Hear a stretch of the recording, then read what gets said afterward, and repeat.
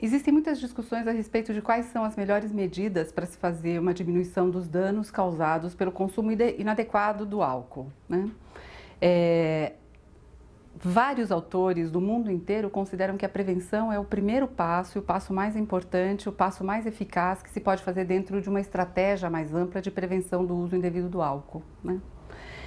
Disse que a prevenção é a estratégia mais eficaz porque, dependendo do caso e dependendo do nível de uso, do consumo de uma bebida alcoólica, talvez as pessoas precisem entrar com algumas alternativas um pouco mais drásticas.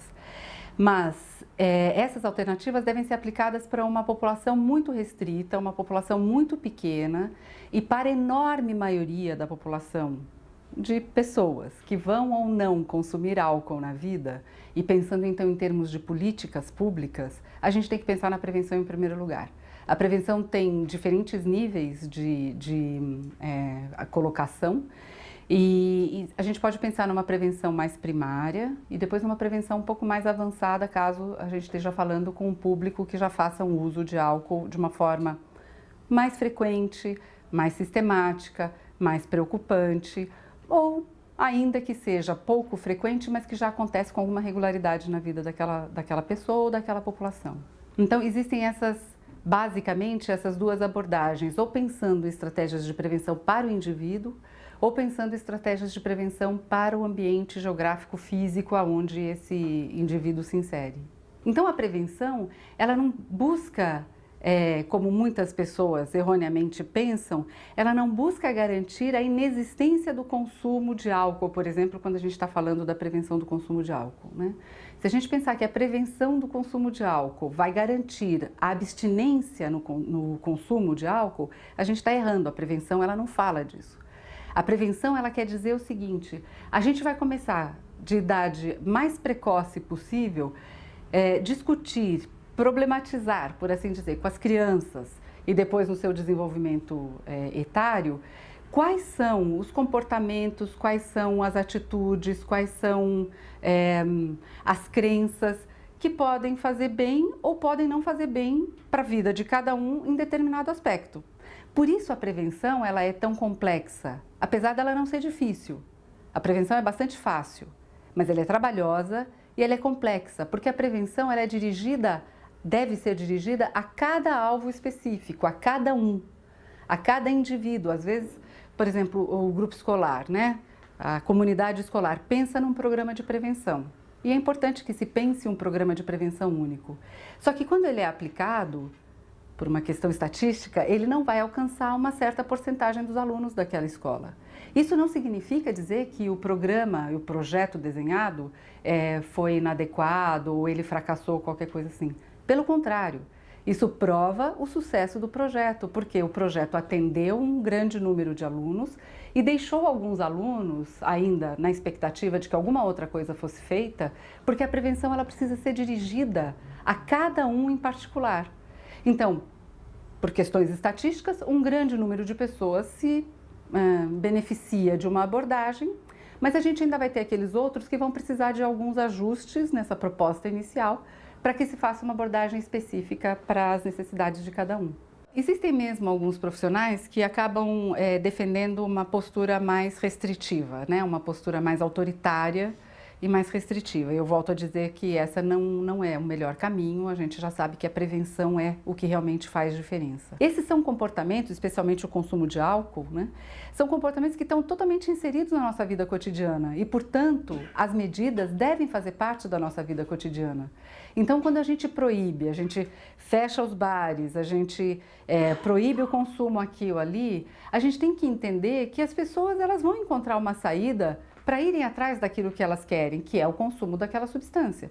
Especialmente, e isso eu gosto de frisar sempre, porque o álcool é uma substância que está totalmente inserida na nossa cultura. Então a gente vai fazendo com uma população muito jovem, a gente vai fazendo meio que na brincadeira, né?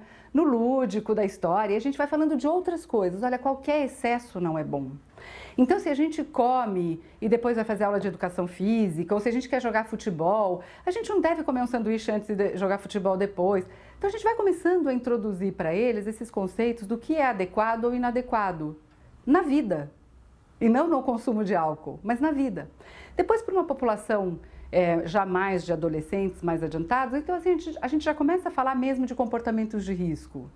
E aí a gente, de novo, não coloca só as substâncias psicoativas na parada, mas a gente diz, olha, o que é que pode ser complicado na vida de vocês? Conta aí, quais são as dificuldades, E a gente vai então introduzindo outros exemplos de comportamentos de risco para eles poderem entender que a gente não está ali para fazer uma pregação contra o consumo de uma substância que eles estão muito interessados em consumir, por curiosidade, por necessidade, porque a gente sabe que o consumo de substâncias psicoativas se dá por várias razões.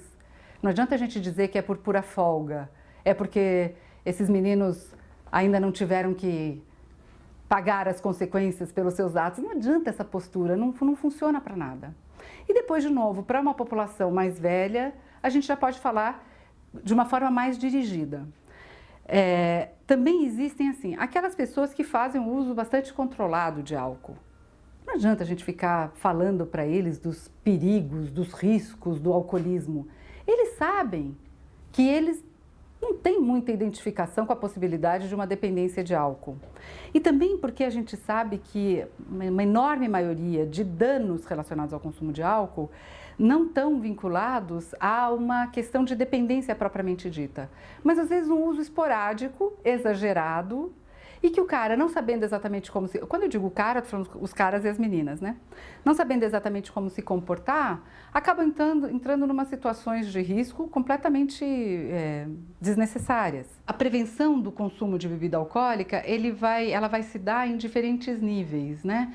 Não só especificamente dirigido para aquele adolescente, mas também trabalhando com os pais, também trabalhando com a comunidade. A gente já tem aqui no Brasil hoje essa maior consciência de que os estabelecimentos que vendem bebida alcoólica, se o fizerem para menores de idade, estão incorrendo em crime e serão criminalizados por isso. Me parece que as questões básicas na prevenção com os jovens é fazê-los compreender, é trabalhar com eles o desenvolvimento desse conceito de consequência e de responsabilidade. Então, quando a gente vai falar de prevenção de qualquer coisa, a gente tem que começar a ajudar esses jovens compreenderem que existem consequências para cada um dos nossos atos. Quando a gente pensa em prevenção para jovem, eu acho que são esses pontos básicos que a gente tem que trabalhar. Entender que eles realmente não são capazes de antecipar situações, ajudá-los a diferenciar a vida virtual da vida real e ajudá-los a desenvolver um comportamento responsável por conta de uma maior autonomia e independência. Responsabilidade de educar para o consumo responsável do que quer que seja é de todos nós. É da sociedade, onde cada uma das instituições se insere. Então é da família, é da escola, é dos grupos de bairro, é das empresas, é das mídias, é de todos nós. Mas, como a família tem o acesso ao indivíduo desde muito cedo, aqueles primeiros 3, 4 anos e que ainda a maioria das pessoas está em casa, ainda não foi para a escola, por exemplo, as famílias deveriam compreender a importância dessa sua relação com as crianças na prevenção de comportamentos de risco, como eu já falei aqui outras vezes. E, em segundo lugar, a escola, por conta dessa permanência muito longa que cada um de nós faz nesse ambiente escolar.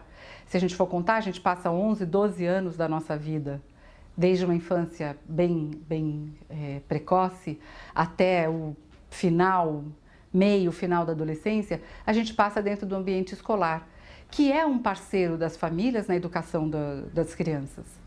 A escola hoje em dia ela não tem mais a preocupação em só transmitir conteúdos pedagógicos, ela também tem a preocupação em formar cidadãos, formar pessoas.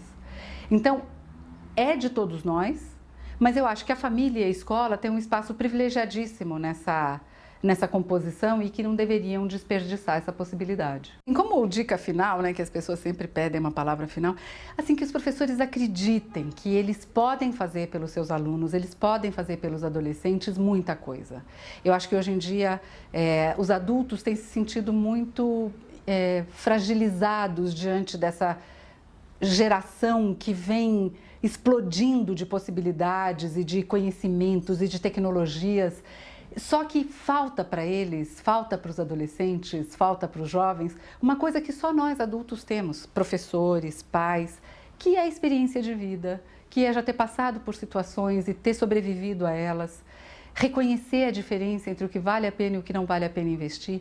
Então, sim, nós temos um papel e nós temos um lugar na vida dos adolescentes e a gente deve ocupar esse lugar sem medo.